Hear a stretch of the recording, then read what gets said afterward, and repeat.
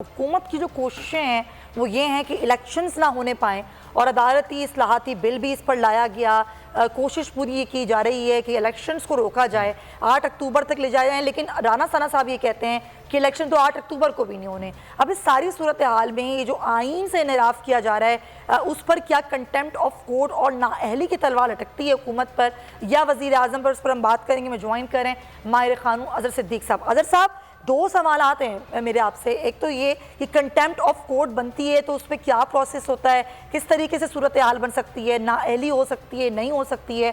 और दूसरी बात ये कि जो पंजाब की निगरां हुकूमत है उसकी एक मुद्दत है और उस मुद्दत वो पूरी हो जाएगी तो फिर क्या सूरत हाल बनेगी? क्या कहता है इस पर आईन और कानून?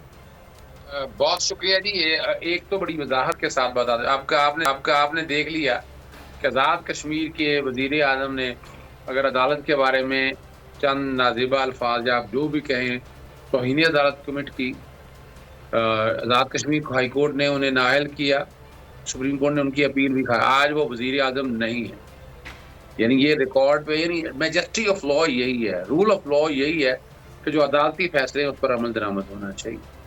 लेकिन इस वक्त पोजीशन ऐसे जो प्रॉब्लम यहाँ पर ये है कि इलेक्शन कमीशन एक ऐसा इदारा बन गया है कि जो बी टीम के तौर पर किरदार अदा कर रहा है। मैं छोटी सी एक मिसाल देते हुए वापस इस तरफ आऊंगा।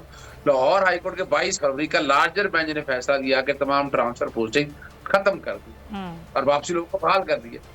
और आज आप इमेजिन कर ले, आज 12 अप्रैल आ गई है, 2 महीने तकरीबन गुजरने को हो गए, लेकिन उस फैसलों पर अमल दरामद नहीं हुआ, डिले कर रहे हैं। और जो निगरान हुकूमत कह रही है, जो पीडीएम की हुकूमत कह रही है, आपने देखा नहीं है कि सुप्रीम कोर्ट के अंदर इरफान कादर वकील किया उन्होंने। इरफान कादर किनका वकील था? हर एक को पता है। अच्छा चले छोड़े, तोशा खाना के केस में इलेक्शन कमीशन ने जो नीचे तगासा चल रहा है वहां भी वो वकील कर लिया। यहाँ से आप समझ सकते हैं कि इस वक्त मेंटल लेवल क्या है और इस वक्त इलेक्शन कमीशन क्या किरदार अदा करी। लेकिन सबसे अहम बात है, आज कल रिपोर्ट दाखिल कर दी है जिसमें कहा गया था कि अब 21 अरब रुपए ट्रांसफर करने हैं सेक्रेटरी फाइनेंस में। सेक्रेटरी फाइनेंस तो मुझसे बाहर भाग गए, लेकिन बाकी तो यहाँ पर मौजूद है, एडिशनल सेक्रेटरी फाइनेंस है, बाकी महकमा मौजूद है और अदालती अहकाम मानने फिर सबूत सारे आ चुके हैं। नॉन डेवलपमेंट फंड कितने रिलीज किए, आपने आटा स्कीम के नाम पर कितने फंड रिलीज कर दिए। यानी जो आईनी जिम्मेदारी है, यानी आप फंड आगे पीछे कर सकते थे, कोई ऐसा मसला नहीं था। लेकिन ये जो काम है इलेक्शन आगे पीछे नहीं किया जा सकते, लेकिन ये जानबूझ के अब ये इसकी तो कंटेम्प्ट कह रहे हैं ना। और इसके अंदर अब रिपोर्ट दाखिल कर दी है। अब कसूरवार सेक्रेटरी फाइनेंस डेफिनेटली है, फिर उनके इमीडिएट हेड जो है इसहाक डार जो वजीर खजाना है, लेकिन जो इमीडिएट बॉस है, जो अल्टीमेट बॉस है आर्टिकल 90 और 91 के तहत वो वजीर आजम शहबाज शरीफ है। ये अब जो है ना ये वहां तक जाने हैं, क्योंकि ये खुद कह रहे हैं ना, ये पब्लिकली इनकी पूरी काबीना कह रही है इलेक्शन ही कराने। ये कौन होते हैं, इनका क्या ताल्लुक है सूबाई इलेक्शनों से? वहां से भाई फंड देने और फंड हक है, उसके अलावा वफाकी हुकूमत का सूबे के इलेक्शनों से कोई ताल्लुक नहीं है। लेकिन हुकूमत मिली है ना मुफ्त की, उसको लटकाना है, लटका के ले जा रहे हैं और कोशिश कर रहे हैं कि जिस तरह मर्जी हो जाए।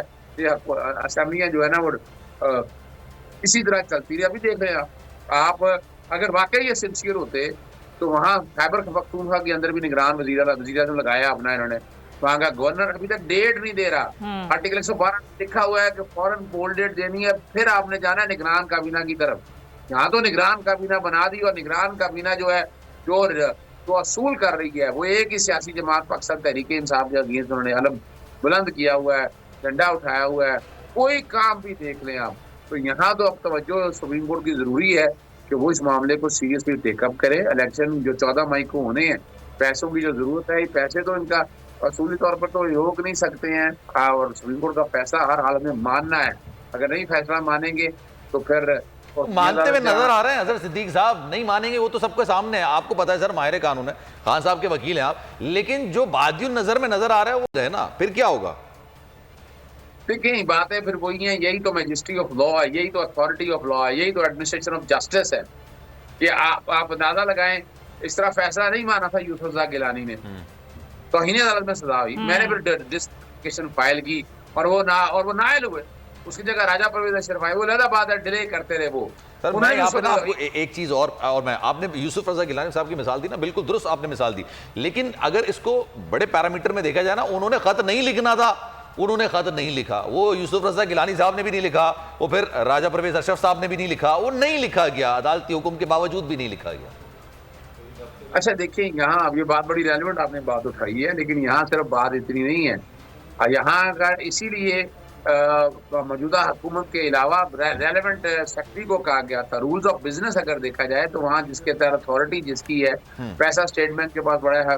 सुप्रीम कोर्ट आर्टिकल 190 बहुत इख्तियार देता है, वो बराह रास्त स्टेट बैंक को, पाकिस्तान को कह सकते हैं कि ये पैसा रिलीज किया जाए, और ये नामुमकिन हाथ में से नहीं है।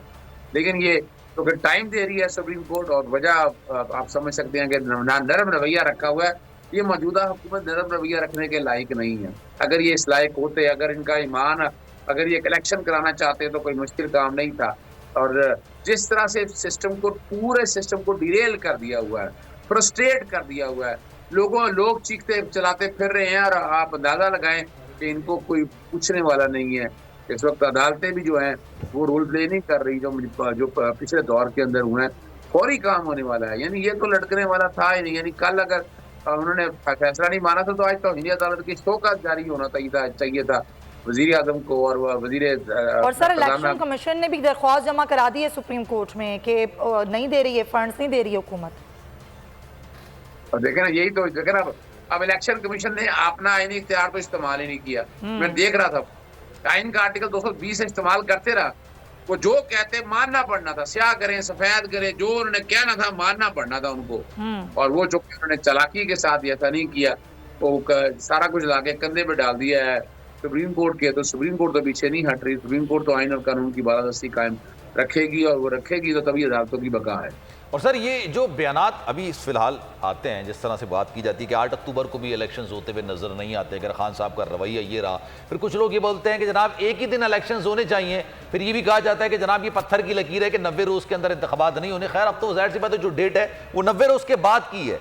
लेकिन सर ये बयानात को सियासी तौर पर देखा जाए या कानूनी तौर पर भी इसकी कोई चीज़ें ऐसी हो सकती है कि इनके खिलाफ कार्रवाई हो? देखिए, हमने इस बारे में ना बड़ी वजाहत के साथ, मिसाल के तौर पर जब काबीना का इजलास हुआ, काबीना ने सुप्रीम कोर्ट के फैसले को मुस्तरद करने की बात की, हमने फौरी तौर पर उन्हें नोटिस दिया कि आपने अगर इसको मुस्तरद किया है, मिनट्स ऑफ द मीटिंग दे, किन किन लोगों ने बुक की, टेलीफोन डाटा दें, रिकॉर्ड दें। वो भाग गए, और कई तो गुजरा ने कह दिया कि हम तो उस मीटिंग में मौजूद ही नहीं थे या हमने दस्तखत नहीं किए हैं।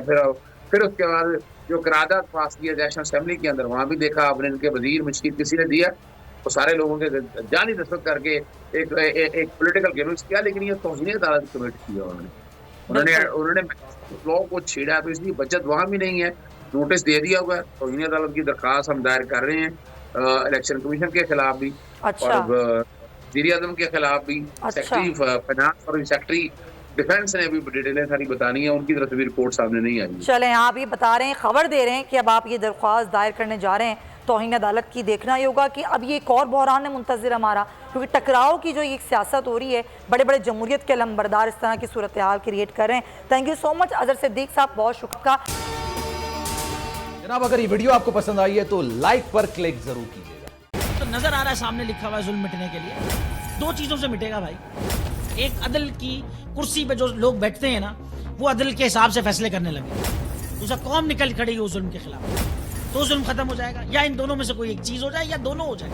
अगर 420 का मुकदमा था, उस वक्त अदलिया में जो लोग बैठे हुए केस देख रहे थे, वो पूछते ना यार चीट हुआ कौन है, जब उनको दिखता कोई चीट नहीं हुआ केस खत्म कर देते। तो जालिम जुल्म कर ही नहीं पाता। 9 जजेस ने नोट बिफोर किया मेरे केस को यार, 1.5 साल चला। शख्सी जमानत का केस, सेम केस इस्लामाबाद में कर दिया। एक ही इल्जाम पे 2 केस हो नहीं सकते भाई। मतलब 60 दिन का वक्त होता है, 102 दिन के बाद मैं जीत गया, केस बरी हो गया, 102 दिन के बाद अपील फाइल की, एक्सेप्ट कर ली। नहीं करते ना एक्सेप्ट, खत्म हो जाता ना जुल्म यार।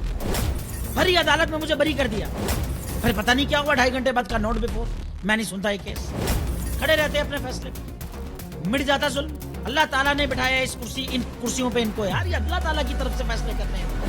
तो या तो ये फैसले आएंगे, जुल्म मिट जाएगा, या कौम खड़ी हो जाएगी जुल्म के खिलाफ। सब्सक्राइब करें और बेल दबाएं ताकि कोई खबर रह न जाए।